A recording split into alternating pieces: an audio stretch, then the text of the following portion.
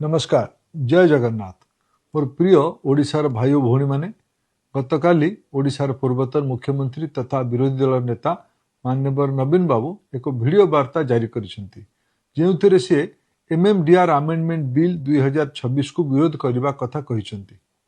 से कहउचंती केंद्र सरकार नुआ बिल आनी ओडिशार हक छड़ाई नेउछंती, ओडिशा को दुर्बल करूछंती। तेबे आज मु आपण मानक सामने सत्य रखिबाकू चाहूची। राजनीति निज जगार किंतु सत्य को लुचाई ओडिशार लोकं को भ्रमित करने आदौ ग्रहणीय नुहे। माननीय नवीन बाबू आपण सुविधावादी राजनीतिक फायदा नेबापी जो प्रयास कर ठीक नुहे। मोदी सरकार आनी नुआ एमएमडीआर बिल होउची देशर खनि सुरक्षा और ओडिशा भली खनि संपन्न राज्यगुड़िकर आर्थिक भविष्य एक ऐतिहासिक पदक्षेप। पूर्वर राज्यगुड़िक खनिगुड़िक उपर 14 प्रकार अलग अलग अत्यधिक टिकस लगाउथिले। एमएमडीआर बिल धारा 9D राज्यगुड़िकरू मूल राजस्व को न छड़ाई मल्टी लेवल टैक्स बोझ को रखा एक स्पष्ट सीलिंग निर्धारण करुछि।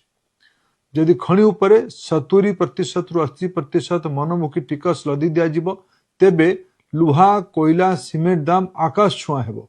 ओडिशा समेत भारतर अर्थनीतिर सप्लाई चेन प्रभावित हेबो। इंडस्ट्री एवं इंफ्रास्ट्रक्चर डेवलपमेंट बाधा प्राप्त हेबो। ओडिशार साधारण मध्यवित्त परिवार टीए घर तैयारी करबा पई लुहा रड और सीमेंट किनिबा कष्टकर हेबो। या सहित साइकेल मोटरसाइकेल ट्रक और ट्रैक्टर दाम मध्य बढ़िवार संभावना अछि। सबुठु बड़ कथा अत्यधिक टिकस बोझ जोगु केन्दुझर सुंदरगढ़ झारसुगुड़ा अनुगुल जाजपुर खनि और कारखाना गुड़िक बंद हो जाता। सेथिपई लक्ष लक्ष युवक युवती से चाकरी और रोजगार हराई थांते। एमएमडीआर बिल सेक्शन 9D आनी आम सरकार ओडिशार शिल्प को बंचाई एवं साधारण लोकों को महंगा मारू रक्षा कर बिल द्वारा ओडिशार कौन सी क्षति हुई नहीं। ओडिशार जो नीलाम प्रीमियम रॉयल्टी और डीएमएफ पाउथिला तार 100% आज भी सीधा सड़क ओडिशा सरकार को खाता को ही जीव। एथिपाई आमर समस्त सांसद माने ओडिशार अर्थनैतिक अभिवृद्धि को सुरक्षित रखिबा ओडिशार नुआ कारखाना पुंजीनिवेश आनिबा पई एवं ओडिशार युवक युवती को रोजगार देबापई ये बिल को समर्थन करछंती। सारा देश में समान खनि टिकस नीति लागू हेले देश शिल्प और व्यवसाय सुगम हेबा सह राज्य मानक आर्थिक व्यवस्था सुधरिबो।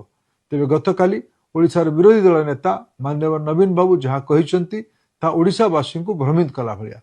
देशर लोकप्रिय प्रधानमंत्री श्री नरेंद्र मोदी 2014 लाल किला भाषण आरंभ कर आज पर्यंत निरंतर भावे पूर्व भारतर समेत पूर्वोदयर कल्पना नहीं काम कर बाबद प्रश्न उठाइबा पूर्व नवीन बाबू निजर 24 वर्ष रिपोर्ट कार्ड देखि आत्मसमीक्षा करने दरकार।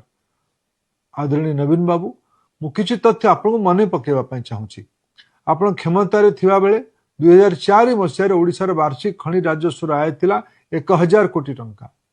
आपण शासन रहिबा भितरे 2014 मसीहा पर्यंत अर्थात जो पर्यंत मोदी सरकार खनि नीतिर संस्कार आनी नथिले सेते बेले यही खनि राजस्व मात्र 5000 कोटी टंकार सीमित रही कारण सेते बेले माइनिंग कंपनी मानकू साग माछ दर रे खनि बंटा जाउथला। एहा सह भाई बंधु कुटुंब हिसाब रे ओडिशार निर्दिष्ट केतक परिवार गुड़ी को खनि टेकी दिया जाउथला। 2014 रे केंद्र प्रधानमंत्री नरेंद्र मोदी सरकार रे आसीथिले। 2015 रे मोदी जी एमएमडीआर आईन रे ऐतिहासिक संशोधन आनीथिले। या फल रे मनमुखी खनि देवा बंद हैला। आलोकेशन रु ऑक्शन प्रक्रिया आरंभ हैला। ऑक्शन प्रक्रिया को बाध्यतामूलक करागला। ये ऑक्शन प्रक्रिया माध्यम रे मोदी सरकार खनि आवंटन रे पारदर्शिता आनिछंती। या सहित एड वैल्यूरियम रॉयल्टी को मध्य 10% रु 15% को वृद्धि करछंती। तत्सहित राज्य रे जनहितकर योजना कार्य पाई डीएमएफ व्यवस्था मध्य करागला। 2015 पूर्व ना प्रीमियम व्यवस्था थिला ना एड वैल्यूरियम रॉयल्टी वृद्धि करा जायतिला ना डीएमएफ व्यवस्था थिला। 2015 एमएमडीआर आईन जोगु जेउ खनिज आय 5000 कोटी टंका रे अटकी थिला ताहा 10 गुण वृद्धि पाई आज प्राय 50,000 कोटी टंका रे पहुंची। एथि सहित डीएमएफ पांठी जरिया रे ओडिशा को 37,000 कोटी टंका मिली। माननीय नवीन बाबू यह आपणकर नुहे बरं मोदी सरकार स्वच्छ नीति और रिफॉर्म प्रतिफलन। आपण को कहबाकू चाहे जे मोदी जी खनि सुधार नीति कारण ओडिशा भली राज्य मानक राजस्व बढ़ी। मु एक उदाहरण देबाकू चाहूँगी। लुहा पत्थर हाराहारी विक्रय मूल्य जदि टन पिछा 3000 टंका हुए तेबे ओडिशा सरकार को प्रीमियम बाबद अधिका 3300 टंका जहाँ हेउची सेलिंग प्राइस 110%। एड वैलोरियम रॉयल्टी बाबद 450 टंका, डीएमए बाबद 45 टंका, एपरिक मोट 3795 टंका ओडिशा राजकोष को आसुची। आपण निजे कहतु नवीन बाबू, मोदी सरकार खनि सुधार नीति जो राजस्व कहार बढ़िला, राज्यर ना केन्द्रर? आदरणीय नवीन बाबू एवं तांकर दल बीजेडी 2004 मसीह आनिथिबा ओडिशा एक्ट नाम खनि टिकस आईन कथा कही कुंभीर कांदना कांदुचंती। 2005 रे मान्यवर हाईकोर्ट ताहाकु रद्द करथिले। बीजेडी सरकार 2006 रु 24 पर्यंत दीर्घ 18 वर्ष धरी मान्यवर सुप्रीम कोर्ट रे मामला रे गड़ाई चली एवं कौनसी पदक्षेप नेले नहीं। 2004 रो परिस्थिति भिन्न थिला। 2014 प्रधानमंत्री दायित्व नरेंद्र मोदी जी नेला परे खनिज संपद कहार रहिबो, लोकंकर ना पुंजीपति मानकर? या पर एक ऐतिहासिक निष्पत्ति एमएमडीआर एक्ट को संशोधन करके आनिले। पूरा अधिकार राज्य को गला, प्रीमियम हैला, रॉयल्टी एड वैलोरियम है कि 15% हैला, ता सह डीएमए भलिया नुआ व्यवस्था तैयारी करागला।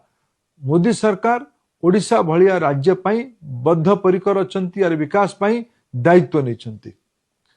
आदरणीय नवीन बाबू, आपण जेतेबेले 2000 मसीह दायित्व नेले सेतेबेले ओडिशार ऋणभार मात्र 3000 कोटी टंका थिला, किंतु आपण जेतेबेले दायित्व गले सेतेबेले ओडिशावासी मुंडरे 96,000 कोटी टंकार ऊर्ध्व बोझ लदी दे गले। आपण शासन को आसवा बेले ओडिशार मुंड पिछा ऋण बोझ प्राय 6,000 टंका थिला। आपण जीवा समय ओडिशावासी मुंड पिछा ऋण बोझ 26,000 टंका कर दे गले। यह कौन आपण आर्थिक संस्कार? माननीय नवीन बाबू, आपण युववर्ग भविष्य कथा कही से भ्रमित करने चेष्टा करुछंती। एपरी कथा आपण मुहरे शोभा पाऊ नाही। मोर अनुरोध, ओडिशार जनसाधारण को मिछ कही आपण भ्रमित करंतु नाही। ये बिल द्वारा ओडिशा कौन लाभ पाइबो ता निजर मत रखिले ओडिशावासी खुशी हेबे। धन्यवाद। जय जगन्नाथ।